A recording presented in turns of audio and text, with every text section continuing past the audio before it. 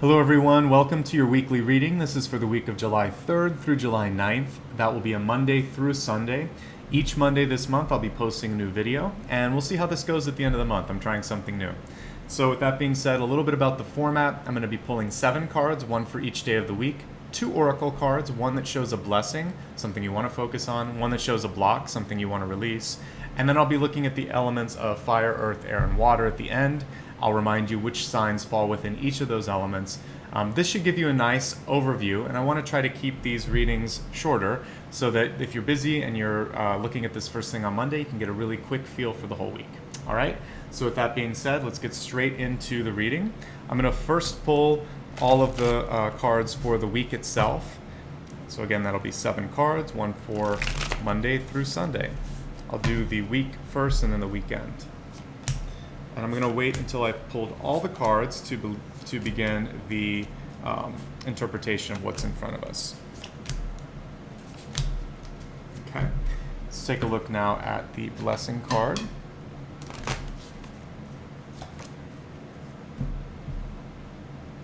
And the block.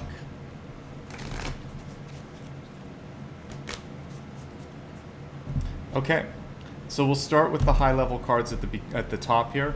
Your blessing card is your ability to hear other people, to listen, to tune in. And with the ear chakras, we actually have many more than 7 chakras. And as you sort of get more attuned to your own energy, you're going to feel some of those openings and blockages in your body. But anyway, when I see ear chakra, the first thing I'm getting with this is just being able to tune into other people, to listen, to practice active listening throughout the month. And also, it's a sort of sixth sense when someone says something, but you really know what's under the surface. So your blessing this month is your empathic ability, your intuitive ability, particularly when it comes to hearing between the lines and hearing beyond the words that people are saying. I once went to a very good intuitive that really didn't listen to what you were saying. They were listening to the energy beneath the words, and there's something magical about that. So tune in and really sort of feel how authentic people are around you. Ask if you don't feel like they are telling you what the truth is. Kind of work with that. Your blockage this month is going to be about silence, silent treatment, not bringing up things that are important, letting things sort of fall along the wayside. You really want to basically proactively communicate as much as possible this month. If you have someone in your life that just doesn't like to talk, there might be other ways that you're going to have to find out how to communicate with them, whether it's email or having someone else, work the middle. But there's going to be a little bit of difficulty with some people not cooperating. That's why it's interesting that we have this ear chakra and then a silence card, which is basically saying, hey, you're going to have to go beyond what's being said. You're going to have to intuit a little bit this month. All right, let's take a look now at the energy of the week itself. We have a very strong Monday. We have the strength card kicking off the week. So you should have a very good beginning here. This is a great time when you need to do anything bold. There's very strong, assertive, feminine energy associated with the strength card, which is a great time to sort of put something out there. Even if it's bold and unusual, people will listen to you because of your charisma. And also, if you believe what you're saying and basically don't relent, there's a great chance that you can win them over. But you have to practice the active listening as you do it, and also sort of maybe find a way to, this is something we don't see a lot of anymore in like politics, but you should always start with a concession and say, I understand why there may be concern about this. I've been listening to what a lot of you have been saying, therefore I'm going to try this. What do you think? So go about it in a way that shows that you care, that you're listening, and that you're willing to go out on a limb. Okay? Tuesday is a little bit trickier. We have the, it's a page, Page of Pentacles reversed. The reversal of this card is basically showing that there's going to be a lot more demanded of you when it comes to your time, your energy. If you work in an office, they're going to basically maybe require you to spend some extra time at night or work through your lunch, or in your sort of budget in your life, you might be spending more than you have. It's a day where you're going to have to give a little bit more than you get, okay? So that's the summary of Tuesday. Pace yourself and put up limits if you have to on some things. All right, so on Wednesday, there's a little bit of reluctancy to come back. it makes a lot of sense here in the States because we have a holiday, and I think you're coming back on that date.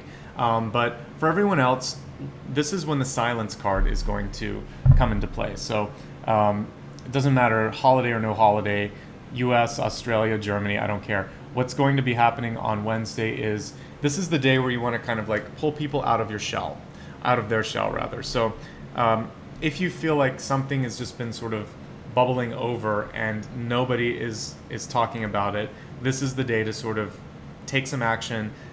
Basically, you want to take that pressure valve and release it a little bit and get things out in the open. So that's a day to be honest, to be kind though, and to sort of go about it in a way that you're respecting their need for like privacy, but you also have to remind them that, hey, I'm here, we have to get through this, or we're feeding this negative feeling that's between us. Thursday's a little bit better. We have the Emperor in reverse. The Emperor in reverse is basically two or three major things I want to talk about. The first one is there may be challenges with authority. Your authority, perhaps people will not want to listen, or perhaps you're having a very difficult time dealing with a father, a boss, even a partner. So whatever that is, I mean, it's interesting that this is kind of a bull. Sometimes I feel like an emperor can kind of be very stubborn or pig-headed or like an ox. So I get what that's saying. So if it's you want to soften things a little bit and just open up to the opportunity or the chance that someone else's input is going to help bring you in a good place. If you're having a hard time getting into somebody else's calendar or mind or thoughts, soft sell, easy does it. Just ask them to think about it. Don't ask them to make a decision. Say, you know what, you're busy today. Let's talk next week, but I just want you to think about this, and then let it go. Okay? So try not to challenge authority too much, but if you need to get something out there, say it and then leave it. All right, the end of the week is probably the most challenging. If I were ever to make a deck, I would make this card transformation or change, or some sort of card that indicates that it's not just a dead end. But with the death card in reverse, that's kind of what we get. It's stagnation, it's a block, a dead end, and you want to be careful on Friday. So if you find, I actually believe the universe has a very kind and beautiful and subtle way of helping us avoid difficult situations. And so sometimes if you pay attention to, you try to call someone 5 times and they're never there, this is probably not the best person for whatever it is you're looking to engage them with, whether it's a date or a project or a loan. A lot of times the universe makes it difficult for things so that you can move on. So if you reach a dead end on Friday, let it go and try it on Monday, or try something different, even better. If you're also just feeling stuck, this is challenging you to think, why do you keep trying to do whatever it is you're trying to do? Sometimes it's applying for a job. Sometimes it's trying to change someone's mind or change someone's habits when they're not ready. Death is telling you that if they're not ready to change, it's not your job to change them. Finally, whenever death comes up, it's important to look at your health and how you feel, because it does show a tendency to hold on to things, or it can show that there's stagnation within your body. So you want to make sure that your digestion is okay, that your blood is flowing okay. It's all about things kind of like flowing and not getting stuck within your body. So tune into yourself, see what that would mean for you, and adjust accordingly. Let's look at the 2 weekend days, and we have a really great Saturday. After a somewhat difficult week, it looks like you're going to have a lot of energy, a lot of support, a lot of enthusiasm. This is the day I actually would pick to get things done, even though it's a day off or a day of rest for many. If you decide to actively pursue anything on your agenda, I feel like you're going to just check it off the list.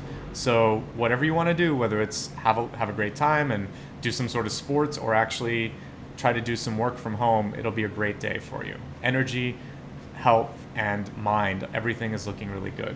Sunday, a little bit of a dip in your energy, but your mind is still very strong. The only thing that I see with that is some of the tendencies that came in on Thursday could come back on Sunday. So if you're having difficulties talking to someone, you might still experiencing you'll experience that stubbornness either within yourself or within the other people in your life. So with that being said, the highlights of the week are really Monday looks fantastic, and Saturday are your 2 best days. Your most challenging day is probably Friday. And the days I want you to look at your health are Friday and Sunday. The rest of the week is manageable, and you can listen to what I've said to sort of like tune into that. Now let's look at the elements of fire, earth, air, and water. So for fire signs, that would be Aries, Leo, and Sagittarius. I'm just going to pull a single card. I'm going to shuffle this once, and then I'm not going to do that each time. But so for fire, the message for this week, in addition to what I've said, is to focus on keeping up the good work with money. Either you're getting to a point in your week or your month here that you're starting to really understand what your constraints are, how much you can put out as far as money or energy or commitment goes, and not putting anything more than that. So it's typically a card of recovery and stability, and since it is upright, that's how I'm going to read it. So keep up the good work, and remember to stay within your means, basically. Let's now take a look at Earth, Earth being Taurus, Virgo, and Capricorn.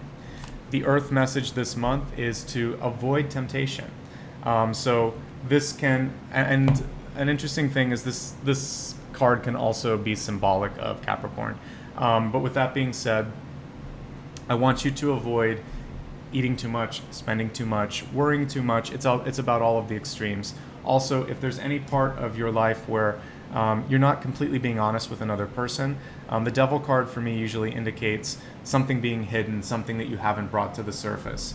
It's almost like the moon, but on steroids. So what I want you to do is check in with yourself and be honest with yourself. And if you're dating someone new, or if you're signing a contract, really get all the details and don't be afraid to ask the hard questions. Let's take a look at air, which includes Gemini, Libra, and Aquarius. This is a time for you to make some big decisions. And it may be decisions that you're not ready or willing to make, but we have the Judgment card in reverse.